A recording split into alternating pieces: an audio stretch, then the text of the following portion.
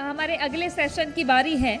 चूंकि उड़ान dare to dream सपना छत्तीसगढ़ ने भी देखा और ये जो सपना है वो विकसित छत्तीसगढ़ बनने का विजन डॉक्यूमेंट 2047 भी बनकर तैयार है छत्तीसगढ़ में, जिसमें स्वास्थ्य के क्षेत्र में क्या बेहतरी के लिए काम होंगे और सरकारी अस्पताल आज किस स्टैंडर्ड तक पहुंच गए हैं, इस पर भी सवाल होंगे। साथ ही हमारे साथ में जुड़ने जा रहे हैं प्रदेश के स्वास्थ्य मंत्री श्याम बिहारी जायसवाल जी। जोरदार तालियों से स्वागत करिए मंत्री श्याम बिहारी जायसवाल। और उनसे बातचीत के लिए मैं अपनी दो सहयोगी कीर्ति दीक्षित और सोनाली को मंच पर बुलाना चाहूंगी। तालियों से स्वागत करिए मंत्री श्याम बिहारी जायसवाल। मनेंद्रगढ़ से विधायक हैं, दूसरी बार की विधायक, लगातार 3 चुनाव उन्होंने लड़ा और अनुभव काफ़ी खास इसलिए क्योंकि सूबे के स्वास्थ्य मंत्री हैं। प्रदेश की जनता की सेहत का ख्याल रखना उनका पहला दायित्व है। तो आज जी मध्य प्रदेश छत्तीसगढ़ के मंच पर स्वास्थ्य मंत्री श्याम बिहारी जायसवाल बताएंगे कि स्वास्थ्य के लिए, सेहत के लिए कैसी उड़ान छत्तीसगढ़ भर रहा है। Over to you Kirti and Sonali. बहुत शुक्रिया तृप्ति आपका। तो प्रदेश के स्वास्थ्य मंत्री श्याम बिहारी जायसवाल जी हमारे साथ मंच पर मौजूद है। एक बार जोरदार तालियां होनी चाहिए उनके लिए सबसे पहले। तो स्वास्थ्य मंत्री से हम प्रदेश की स्वास्थ्य व्यवस्थाओं को लेकर के तो जानेंगे, लेकिन सबसे पहले शुरुआत करेंगे स्वास्थ्य मंत्री बनने से पहले जो आपका निजी जीवन रहा, जैसे आपने शुरुआत करी, क्योंकि मुझे ये सुनने में मिला कि दरी बिछा करके किस तरह से वनस्पतियों को आप खरीदते थे। तो उस जीवन से यहाँ तक के पहुँचने का सफर आपका कैसा रहा? सर माइक लें। आज इस उड़ान कार्यक्रम में जी न्यूज परिवार को मैं बहुत बहुत धन्यवाद देता हूँ कि आपने मुझे इस कार्यक्रम में बुलाया और मीनाक्षी जी को भी आपने बुलाया, उसके लिए उनका भी छत्तीसगढ़ में हृदय से अभिनंदन है। जहाँ तक आपने मेरी व्यक्तिगत जीवन के बारे में पूछा, तो आप सभी को मालूम है कि मैं एक छोटे से किसान परिवार में ही पैदा हुआ और अपनी गांव में ही पढ़ाई लिखाई करते हुए कॉलेज वगैरह दूर शहर में जाकर पूरा किया। परंतु जो नौकरी है वो हर व्यक्ति का चाहत होता है कि वो पढ़ लिख कर नौकरी करे। नौकरी जब नहीं मिला, मैं 98 में एमएससी केमिस्ट्री से किया था, कोशिश किया कि नौकरी कहीं मिल जाए, परंतु नौकरी नहीं मिला। तो मैं बोला कोई बात नहीं, व्यापार चालू करते हैं। तो गांव में अब कुछ नहीं, तो जो वनोपज है, महुआ है, इमली है, सरसों है, ऐसे वनोपज और जो किसान के जो प्रोडक्ट है, उस समय किसान धान ही पैदा करते थे, बीच में फसल चक्र की ओर अग्रसित हुए थे, लेकिन फिर धान की ओर बढ़ गए हैं। तो उनको खरीदने का काम गांव के साप्ताहिक बाज़ारों में मैं जाकर करता था, पेड़ के नीचे कांटा वगैरह उसमें लगाकर, और उसको वहीं बेच देता था।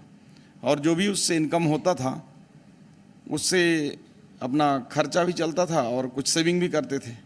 तो ये वहाँ से मैंने काम चालू किया था और उसको करते करते उस बीच में ही 2003 में मेरे पास लगा कि और काम बढ़ाना चाहिए, तो राइस मिल लगाया मैंने। फिर 2008 में एक और राइस मिल लगाया। फिर इसके बाद 2010 से राजनीति में प्रवेश किया। एक जनपद सदस्य के रूप में चुनाव में लड़ा और वहाँ जीता भी और निर्विरोध जनपद का उपाध्यक्ष बना। और ऐसे उपाध्यक्ष रहते हुए 2013 में भारतीय जनता पार्टी ने टिकट दी और विधायक 2013 से 18 तक था और 18 में पुनः चुनाव हुआ, पार्टी ने टिकट दिया और उसमें सक्सेस नहीं रहा। तो 18 से 23 तक संगठन का काम किया, किसान मोर्चा के प्रदेश अध्यक्ष के रूप में, कोरबा जिला के प्रभारी के रूप में। फिर 2023 में पार्टी ने तीसरी बार टिकट दिया और इस बार जनता ने विधानसभा तक भेजा और माननीय प्रधानमंत्री जी और माननीय मुख्यमंत्री जी ने स्वास्थ्य विभाग का काम करने के लिए जिम्मा दिया। ये है संक्षिप्त मेरा व्यक्तिगत जीवन परिचय। बिल्कुल सर, जिस तरीके से आपने अपने व्यक्तिगत जीवन के बारे में बताया और आपका राजनीतिक सफ़र भी किस तरीके का रहा, आपने हम तक उस बात को पहुंचाया। मैं आपसे ये जानना चाहूँगी, जिस तरीके से चूँकि आप स्वास्थ्य मंत्री हैं, तो 9 महीने का जो कार्यकाल आपका अभी तक रहा है, इसमें स्वास्थ्य के क्षेत्र में कितना बदलाव आया है और छत्तीसगढ़ के लोगों तक इलाज की गारंटी कैसे पहुंचा रहे हैं? देखिए, स्वास्थ्य एक ऐसा सेक्टर है उसको मैं पौधे से अगर तुलना करूं तो कोई अतिशयोक्ति नहीं होगा। जिस प्रकार पौधा के बारे में हम तत्काल 1 साल में ये अनुमान लगा लें कि पौधा का स्तर क्या है, वो फल कब देगा, तो थोड़ा सा टाइम लगता है। और हेल्थ की जो पिछले 5 सालों में पिछले सरकार में क्या स्थिति थी वो आप लोगों से कोई छुपा नहीं है, मैं उस विषय में नहीं जाना चाहूँगा। लेकिन पिछले 9 महीने में मैं ये दावे से कह सकता हूँ कि प्रदेश में स्वास्थ्य व्यवस्थाएं पहले से काफ़ी बेहतर हुई हैं। उसका उदाहरण आप रायपुर के मेकाहारा में देख सकते हैं। वो वही मेकाहारा है जहाँ लोग जाना पसंद नहीं करते थे। आज उस मेकाहारा में हमारे शहर के बड़े हॉस्पिटलों से केस रिफ़र हो रहे हैं, यहाँ तक कि एम्स से भी लोग आ रहे हैं। और मैं दावे से कह सकता हूँ कैंसर और हार्ट का आज मध्य भारत का हमारा सबसे महत्वपूर्ण हॉस्पिटल बनने की ओर ये अग्रसर है। कभी ज़माने में मध्य भारत का कैंसर और हार्ट का सबसे बड़ा हॉस्पिटल हुआ करता था, उसके उसी वैभव को फिर से वापस लाने में हम लगे हैं और हम काफ़ी हद तक उसके नज़दीक हैं। मेडिकल हम जब बात करते हैं तो पढ़ाई की भी बहुत ज़्यादा महत्वता उसमें रहती है, लेकिन अभी जिस तरह से रैगिंग के मामले सामने आए, क्योंकि वो सरकार की छवि पर भी कहीं ना कहीं दाग लगता है, तो ये जो रैगिंग के मामले सामने आए हैं रायपुर मेडिकल कॉलेज से, उसको लेकर के आगे क्या कदम रहेगा ताकि आने वाले वक्त में इस तरह की दोबारा ऐसी घटनाएं ना देखने को मिले। और समस्या है डेंटल एक्सरे को लेकर के, क्योंकि लोगों को उसमें भी कई तरह की परेशानी का सामना करना पड़ता है, काफ़ी लंबी लाइन रहती है, काफ़ी समय उसमें उनका वेटिंग में चला जाता है, तो उसको लेकर के क्या कदम रहेगा? देखिए, रैगिंग जो है इसे मैं सामाजिक कुरीति ही जोड़ता हूँ, क्योंकि कॉलेज में पढ़ने वाले बच्चे भी समाज के हिस्सा होते हैं। और चूँकि ये जीवन का महत्वपूर्ण शुरुआत होता है और इस शुरुआत में ही हमको अच्छे इंसान बनाने की ओर काम करना चाहिए। और आपने देखा होगा कि जैसे ही रैगिंग की घटना पता चला, मैंने तत्काल निर्देश दिया, उसमें कार्रवाई भी हुआ। हालांकि बच्चे शुरुआती दौर में होते हैं, मन में पीड़ा भी होती है कि उनके करियर खराब होंगे, परंतु एक समाज में मैसेज देने के लिए हमको कठोर कार्रवाई करना होता है और हमने कठोर कार्रवाई भी किया। और जब भी हमारे प्रदेश में इस प्रकार की घटनाएं होंगी उसको हम बर्दाश्त नहीं करेंगे। इसके लिए मैं व्यक्तिगत रूप से भी प्रतिबद्ध हूँ और सरकार भी प्रतिबद्ध है। और सर, जिस तरीके से दंतेवाड़ा के ज़िला अस्पताल में जो एक अभी मामला सामने आया था जिसमें मोतियाबिंद के ऑपरेशन में कई लोगों को इन्फेक्शन हो गया था और उन्हें रायपुर के मेकाहारा अस्पताल में शिफ्ट करना पड़ा था, कई लोगों की आंखों की रोशनी तक जाने वाली थी, उस चीज़ को लेकर क्या कहेंगे? क्योंकि अभी ताज़ा अपडेट क्या है उस मामले में वो पता नहीं चल पाया है। इसके अलावा कार्रवाई किस तरीके से उन डॉक्टरों पर की जाएगी जिन्होंने लापरवाही की है, और इसका एक जो समाधान है वो आप क्या समझते हैं? देखिए, आपके माध्यम से मैं भगवान को बहुत बहुत धन्यवाद देना चाहता हूँ कि एक बड़ी अनहोनी प्रदेश से टल गई। उस घटना ने मेरे इस 10 महीने के जो स्वास्थ्य मंत्री के रूप में जो कार्यकाल है वो बेहद तकलीफदायक था। और जैसे ही दंतेवाड़ा की उस घटना का पता चला जिसमें 18 लोगों की आँख की रोशनी ऑपरेशन के बाद इन्फेक्टेड हो गए थे और उसमें जाने ही वाली थी, और जब पता चला तो मैंने रात में ही जिला कलेक्टर से बात की और पूरी हेल्थ की टीम से उनके घर में जहाँ जहाँ पहुँच सकते थे इंडिविजुअल गाड़ी से मेकाहारा बुलवाया। और मेकाहारा के एक पूरे ऊपर के फ्लोर को, एक आधे हिस्से को जो आई डिपार्टमेंट है उसके पूरी तरह से उसको मैंने एक आइसोलेशन वार्ड बना दिया और उन लोगों को बुलाकर जो महंगी से महंगी किट हो सकते थे, जो अच्छे डॉक्टर हो सकते थे, हमारे मेकाहारा के डॉक्टरों को भी धन्यवाद दूंगा कि उन्होंने बहुत परिश्रम किया। और जब लगा कि इनको और अच्छा सुविधा की आवश्यकता है तो हमने जो आई का इनका ऑल इंडिया लेवल का इनके जो ग्रुप हैं, जो क्लब हैं, उनसे हमने बात भी किया और उनको भी धन्यवाद देता हूँ। उन्होंने पुणे से, इंदौर से, दिल्ली से स्पेशल डॉक्टर भेजे और उनकी मदद से हम लोगों ने उनकी आँख को डबल ऑपरेशन किया। और 2 ऐसे थे कि उनकी कार्निया पूरी तरह से चली गई थी, तो मैं इंदौर के लोगों को भी धन्यवाद देता हूँ कि उन्होंने डोनेशन किया हुआ जो आई बैंक से, कॉर्निया बैंक से हमको कॉर्निया दिया और उनको ट्रांसप्लांट हम कराएं। और आज सुकून की बात है कि उन लोगों का रोशनी जो है जाने से बच गई और वो लोग सभी सामान्य स्थिति में हैं। ये हमारे लिए एक बड़ी उपलब्धि है। लेकिन ऐसे डॉक्टर जिन्होंने लापरवाही की थी उनको हमने तत्काल सस्पेंड किया। उनके जो डिपार्टमेंटल इंक्वायरी हैं वो चल रहे हैं, उसमें जो लैब टेक्नीशियन उनका जो असिस्टेंट है उसको सस्पेंड किए।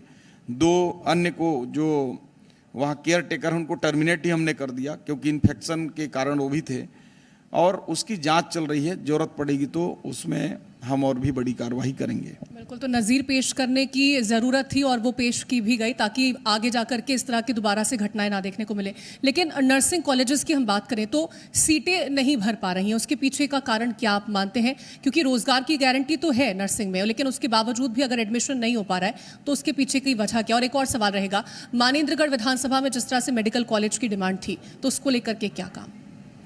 देखिए, आपका ये पहला प्रश्न जो नर्सिंग से संबंधी है, वाकई में छत्तीसगढ़ एक नर्सिंग के दिशा में एक बड़ा हब है और हमारे 125 सुपर नर्सिंग कॉलेज हैं यहाँ।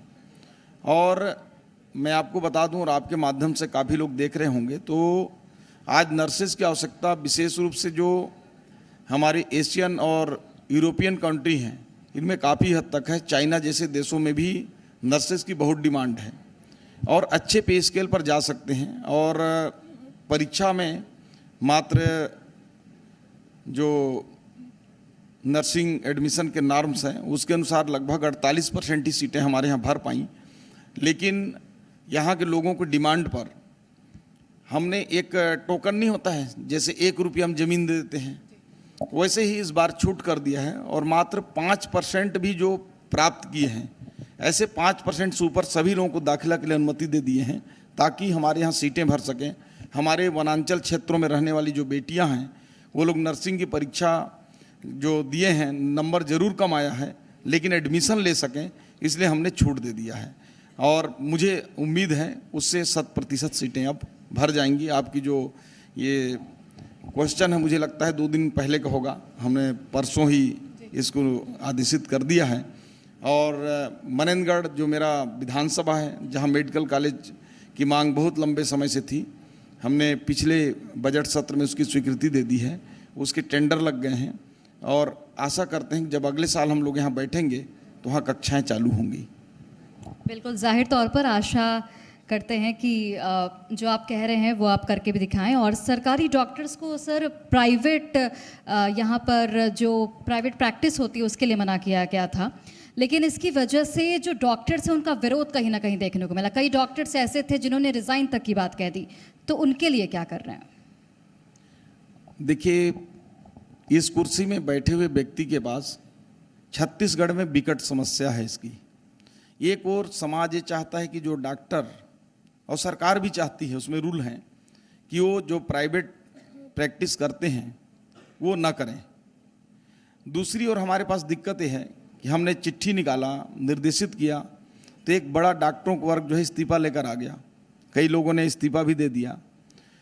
तो चूंकि एक विकट स्थिति है, अगर कठोरता करते हैं तो हमारे यहाँ डॉक्टर नहीं हैं, और अगर डॉक्टर हैं उनको मना नहीं करेंगे तो हमारे सरकारी हॉस्पिटलों में वो सैलरी देने के बावजूद भी इलाज नहीं कर पाते हैं। तो उसका बीच का रास्ता निकाला गया कि भाई उसमें 2 प्रकार के डॉक्टर हैं।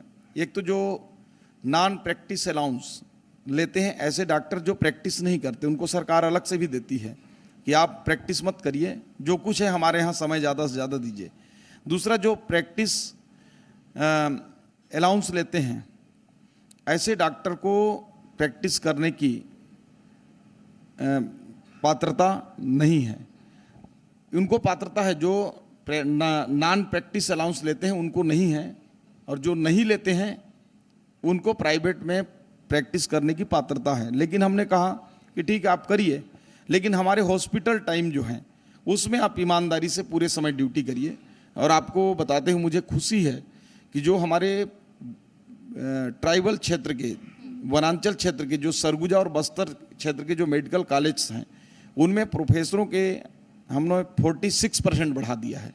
और जो मैदानी क्षेत्र के मेडिकल कॉलेज हैं जिसमें प्रोफेसर, एसोसिएट प्रोफेसर और सीनियर रेसिडेंट्स ऐसे डॉक्टर हैं, उनको हमने 23% बढ़ाया है।